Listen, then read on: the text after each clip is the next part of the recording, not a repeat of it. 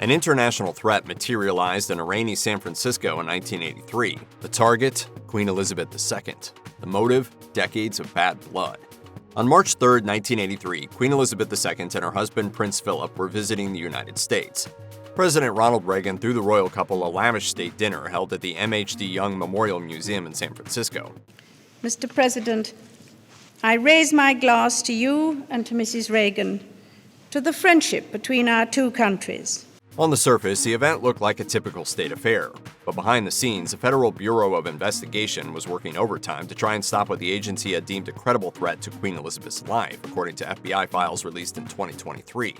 It seemed the bloody sectarian conflict between pro-British Protestants and minority Catholic nationalists who wanted to reunite Northern Ireland with the Republic of Ireland to the south had spilled over into the U.S. Outside the glittering champagne and caviar event at the museum, 5,000 protesters chanted and held signs reading "Brits out of Ireland," along with others aimed at Reagan. The crowd comprised anti-British and anti-Reagan contingents who had united to show their mutual disapproval of the royals and the president. The FBI had been keeping a close watch on the various groups who planned the protest and kept in contact with the Secret Service, the San Francisco Police Department, and the Alameda County Sheriff's Office. The latter agency went so far as to place an asset in one of the protest groups to better keep tabs on its plans, per the FBI file.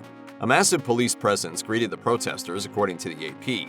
But the real threat, the FBI believed, came from a lone Irishman who frequented a local bar known for its sympathies toward the IRA, the paramilitary organization that had assassinated Lord Louis Mountbatten, the Queen's second cousin, 4 years earlier using a bomb. On February 4, 1983, an SFPD officer who frequented an Irish bar in San Francisco received a call from another bar patron who told him of his plans to kill the Queen.